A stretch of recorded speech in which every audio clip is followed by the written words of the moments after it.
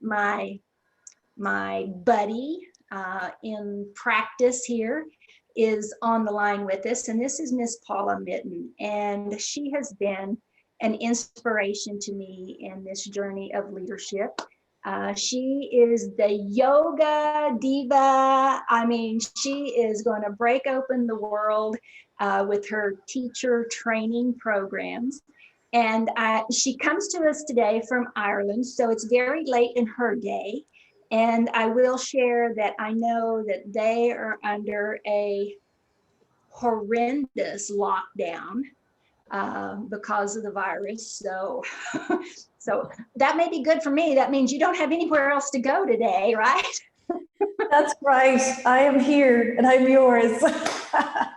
Thank you very much for that very nice introduction, Felecia. I'm so happy to be here.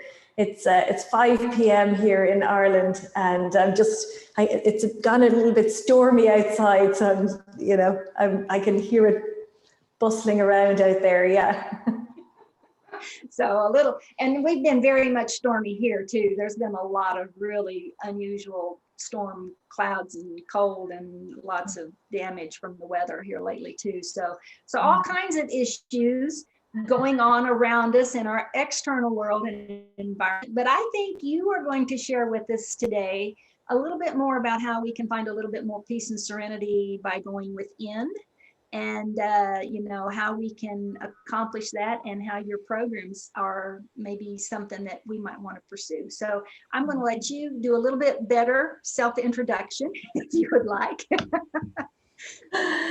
Yeah, thank you, Felecia. Yeah, I'm going to talk about the yoga practice and really, exactly what you say, how the practice of yoga allows us to be centered and in stillness when everything else around you is happening, because life is always happening, right? So my name is Paula Mitten. I'm a yoga teacher and a teacher trainer. I have been teaching for 16 years, training yoga students for, I can't remember, maybe 9, 10 years. It's something that I absolutely love to do. It's my passion. I started out in the film industry, actually. I had no intention of being a yogi. In fact, my life before yoga was not very holistic at all. I didn't understand about, healthy eating or organic food or, self-care or any of this stuff. And I didn't work out or do any of that stuff. But I worked in the film industry and I found it really stressful. It was a really challenging career to choose. And for me, it just wasn't right. And it led me on a path of looking to find a way to de-stress, a way that I could sleep better at night, and that I could actually take care of myself. So so that's how I found the yoga practice. I started with breathing and relaxation, and simple techniques, and then I found the physical practice, and I got addicted to that. And anybody who knows yoga, it's like you start and then you get so hooked on it and you want everybody to do it. You ask all your friends and your family to come to yoga. So I really, I went deep into that. And it sort of spiraled from there. I never really intended to teach yoga, but I wanted to dive deeper. I decided to take a teacher training. And since then, I've traveled the world. I've been so lucky. I've gotten to travel all over the world teaching yoga. I've been in India, Thailand, Bali. I'm just seeing my daughter's going to gate crash now. Holly, 1 sec, I'm on a call. Sorry, hold on 1 second. I'm going to mute for a second. Okay. I'll take a quick opportunity to welcome everybody that has joined us. Yeah, I don't do a real good job of keeping my eyes over on the list of who has joined us. Hello, Holly. Oh my gosh, do you look like your mama? Ooh. I look like a speaker. So Yeah, so my yoga life has taken me all over the world and back to Ireland again. And this is where I end up. Really quiet, Holly, really quiet.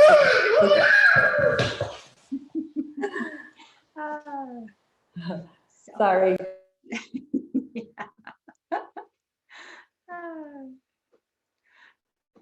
All right.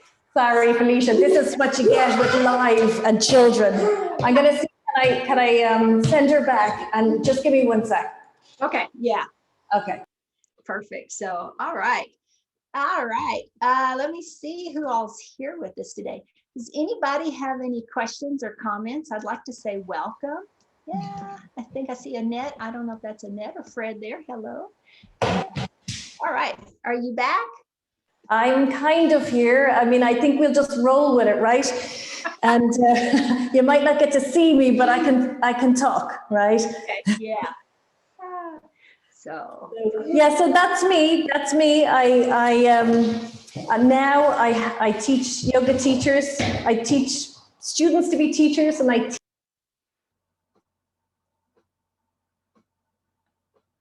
I teach teachers to continue to study, and that's what I do. now, and I know that with the pandemic, it's really forced you to take your work online, but you already had an online academy, if that's a proper word, before the pandemic really kind of forced your hand on that. But I think that it's really grown and blossomed since then. Would that be correct? That's right. Yeah, I am. Well, actually, my first step. Sorry. Oh, this is, yeah, hold on.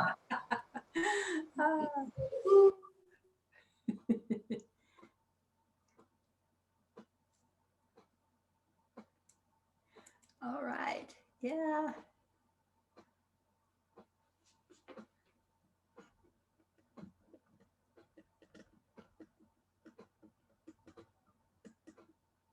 We've got a quite international group today with Ireland and Italy, and I'm not sure where all else. I know I saw someone from Italy there. So yeah, I started online with an interview series, and it was interviewing experts from all over the world who teach yoga, and so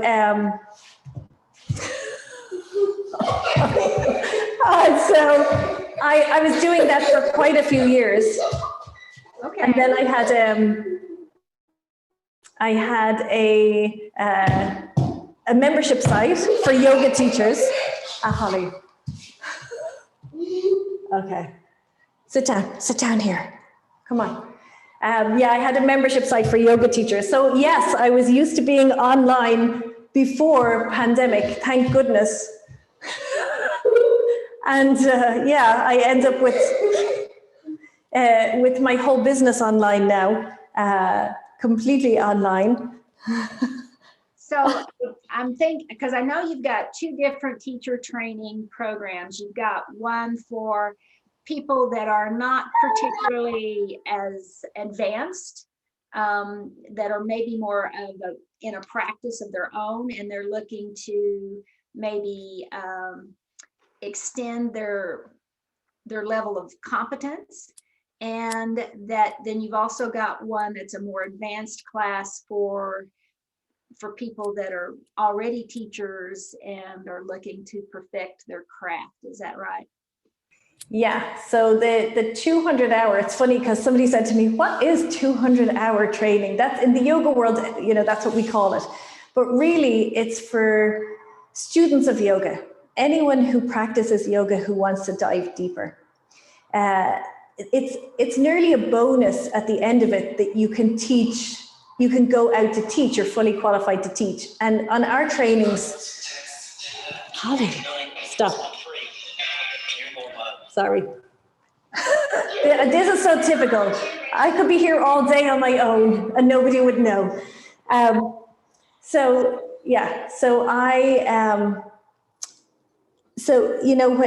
my trainings, I can pretty much guarantee you that at the end of the training, you'll be able to teach.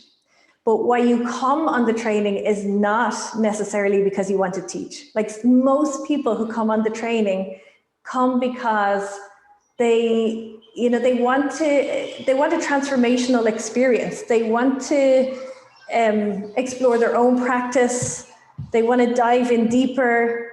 They want to learn more about ways to take care of themselves. They want to give themselves me time, right? So time out for themselves. And when they sign up, they have no idea, and it's impossible to explain what they're going to experience and how it's going to transform their lives. So most people come in and they say, I don't know if I'm ready. I don't know if, like I can't stand on my head. I don't know how to do a handstand. I love yoga. I love the practice. And I like the idea of doing more. And they say, I don't know if I'll ever teach. I might teach. Like it might be something I do, or I probably never will teach. But, I'm interested in coming along anyway. And to me, somebody who I have that conversation with, they're an excellent choice. They're the best, in the best place to come and take their teacher training. Because you can get so much from your regular classes, and for anyone who practices yoga, you'll know you get so much from going to a regular class or following online, YouTube or whatever it is. But when you take a training like that, it's 200 hours of yoga for yourself, right? It's a whole different level. You can get so much more from it. You can go so much deeper. And you're with like-minded people who, so you can have the conversations that we don't have generally, with people in the outside world. So that's the 200 hour, that's kind of like the main training. We do a lot of those trainings. We have a lot of students come through. And then many people go on to the advanced training, which is, I suppose, it's a whole new level. You dive deeper still into all different topics. We look at the philosophy in so much more detail and the anatomy. And so there's more to it. You can keep going, you can keep studying. Of course, yoga is a lifetime study. You can practice forever and never be finished, which is something that I love about it. Well, that's what the word practice means and embraces, is that you are constantly on this journey of learning and self-discovery.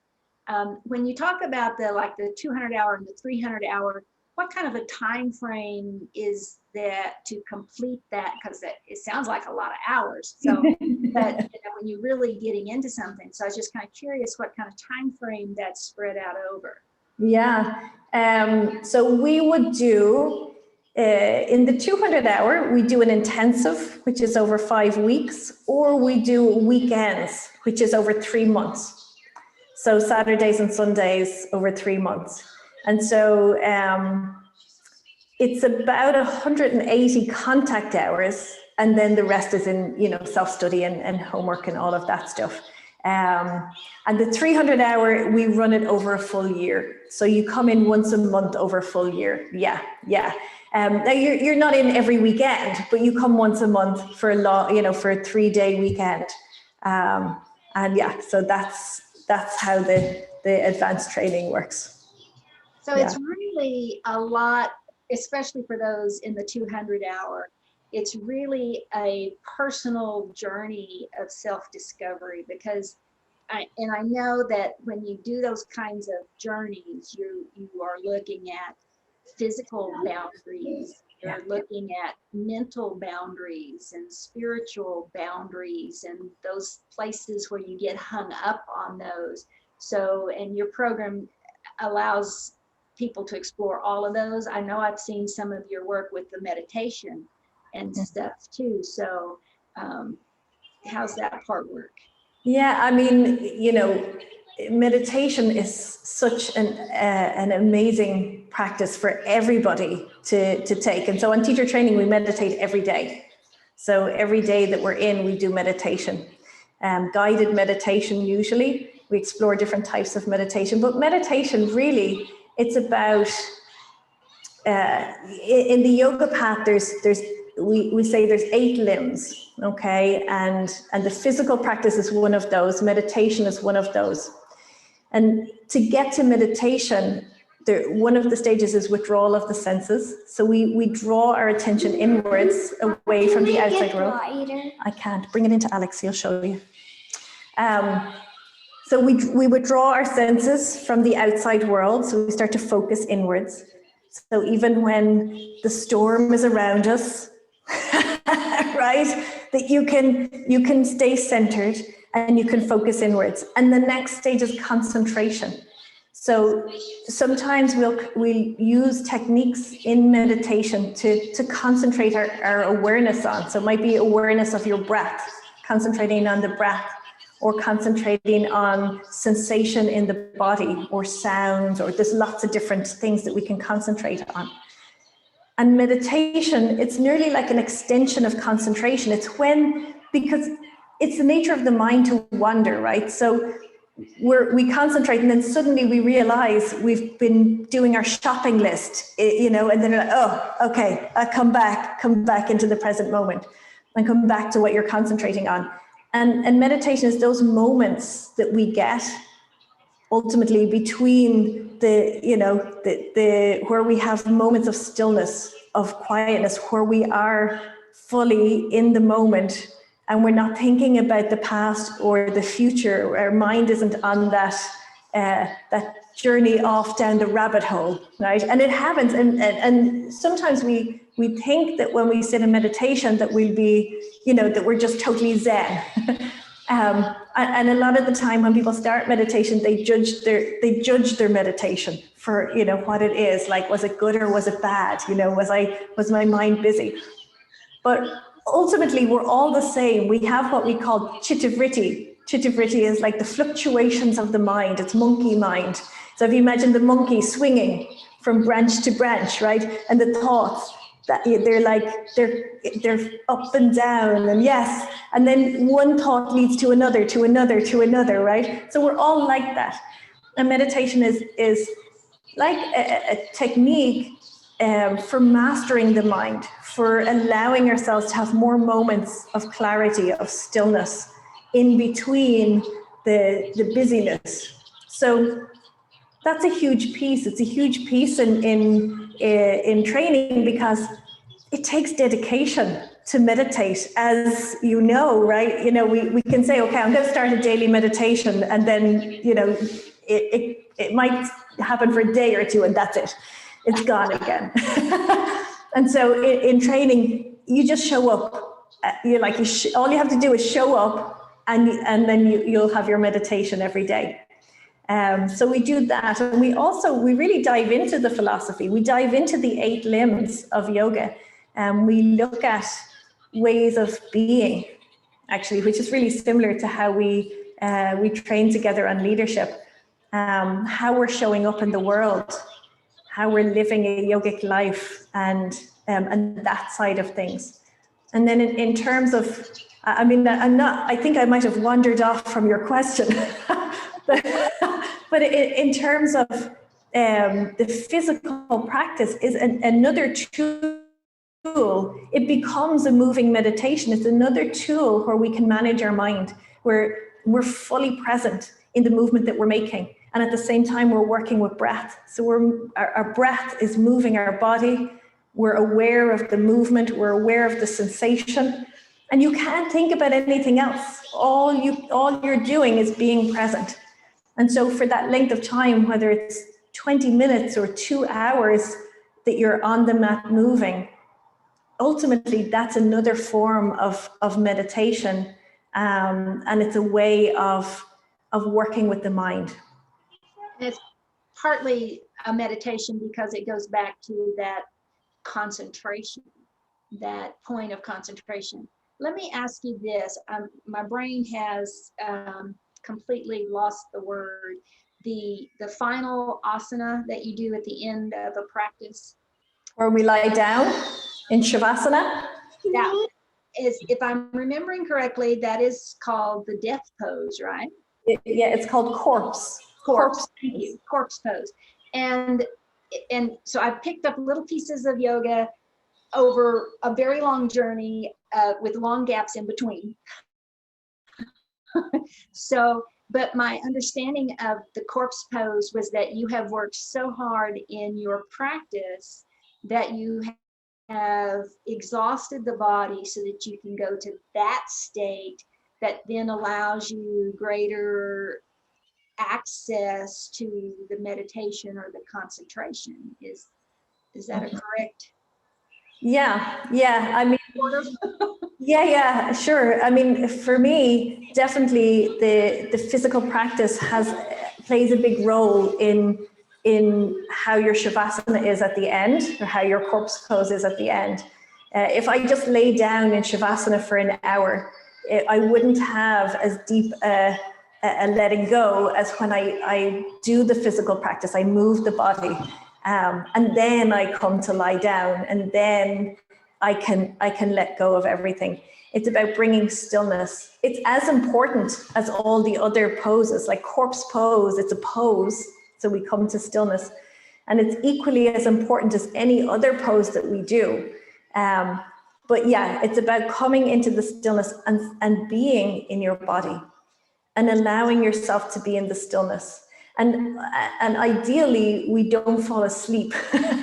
Sometimes you start to, you might start to drift off, but ideally you don't. Ideally, you stay conscious. So it's like your body is in a sleep-like state, but your mind is alert, and you're just aware of your body being here, right now, with nothing to do or nothing to control. You just are. It's like, this is me, I am. And that's a really important place to go. And we've talked about it in our leadership program, and it's the opposite side of doing, the being and the doing. And our culture is so really good at doing that we have completely divorced from the concept of being. And that's where a lot of our health and healing and awareness comes to. Yeah, absolutely. And it also links into your hormonal system, and whether you've got anxiety or stress in your body or not, right? Because when we're in the doing, when we're doing all the time, which, like, in this day and age, we're, like you say, we're so caught up in the doing that we react like we release these hormones, and we release adrenaline because we feel like we're under stress. I mean, we may not be, it may not be something that technically should stress us out, but we're in that stress-like state. The body feels like it's under attack. And so we're releasing that adrenaline, and the adrenaline pumps blood to the arms and the legs to bring the oxygen to the arms and the legs to fight or flight, like to fight or to run or to freeze, right? So when you're operating in that constant doing, constant stress-like state, then you've got this adrenaline pumping all the time, right? But when we stop, and particularly when we work with the meditation, the pranayama, we call the breathing exercises the pranayama, and we come into that stillness, and especially in shavasana, or if we do a restorative practice where we come into a still pose and stay for a long period of time where we're fully supported and we can rest, we come out of that stress-like state. We come into rest and digest. And so everything starts to work properly again. Like the systems, the important systems of the body don't get the oxygen and the blood flow that they need when we're stressed, because that's going to the arms and the legs, right? But if we never stop, then we end up with sluggish digestive systems and all the things that, don't work properly. And we're such incredible human beings that we can function, but we just don't function the way that we could should we slow down, stop, be still, be in the body, breathe properly, fully. We breathe, most of us, with 25% of the lung capacity. That's shocking, right? So like little shallow breaths. So when we start being and we're in the present moment and we're still and we're breathing, then everything starts to function properly, right? The adrenaline stops, the blood comes back to all the other systems of the body. Everything starts to function properly. And that's why so many people, when they start a yoga practice, suddenly they're like, oh my goodness, I'm sleeping well, my digestion is better, like I'm energized, I feel so much better in myself. And it could be simply that they do 1 hour a week. Imagine if you had a daily practice, or, if you could weave it into your life a little bit more, how amazing you could feel. It doesn't take much to counterbalance what we do the rest of the day, which is pretty incredible. Something though that I should say is that when we take a teacher training, what you learn to do is take the benefits of the practice, which ultimately you might have for 1 hour out of 24 in the day, and bring it into your everyday life, so that it's not just on the mat, but it's off the mat as well. So then it has a much bigger impact on your whole life. So that's taking the teachings and the awareness and the self-awareness into your daily routine and connections with everybody. So, right.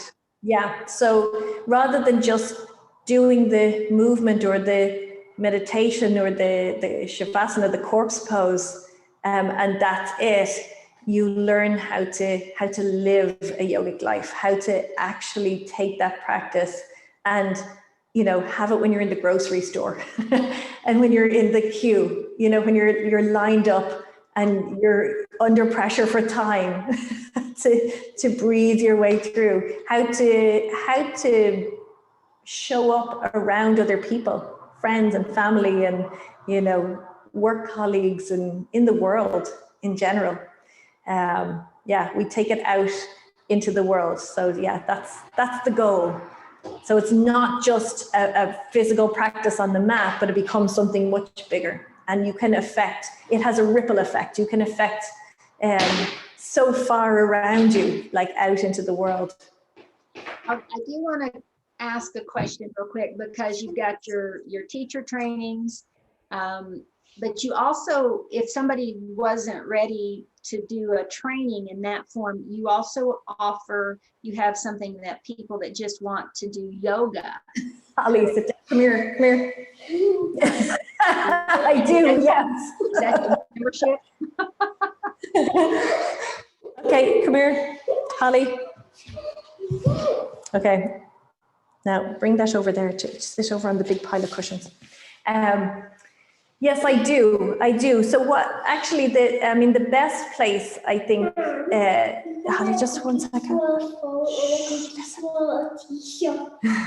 She wants to tell me a story now. So the best place, I think, is the membership site, because Holly, I'm speaking. Yeah, okay. Holly, yeah, I have a membership site, and in the membership site, it's like a library of yoga classes.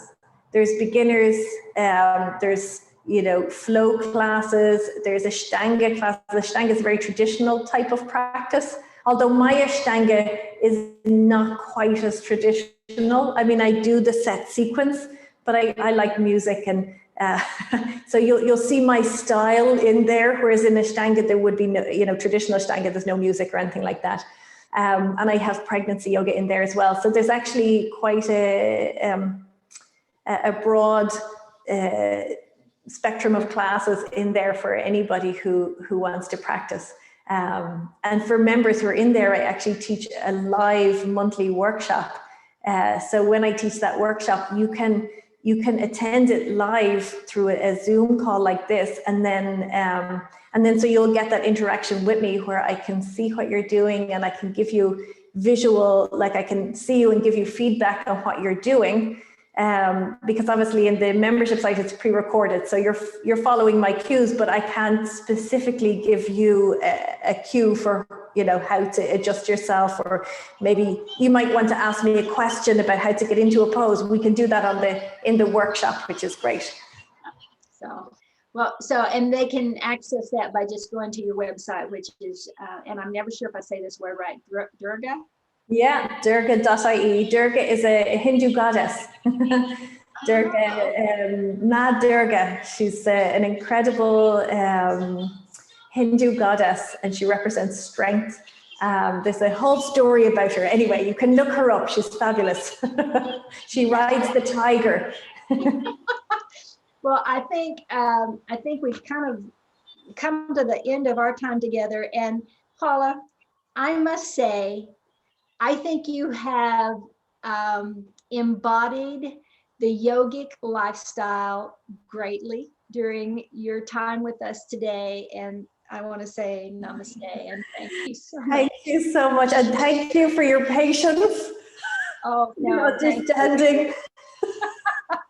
I appreciate it very, very much. And and hope that y'all do well there and things warm up a little bit. And yeah, absolutely. And just to mention, if anybody would like to get access to the membership site, there's a free 30 days. So I think you have that code. It's free 30 that you can put in if you would like to get 30 days free access.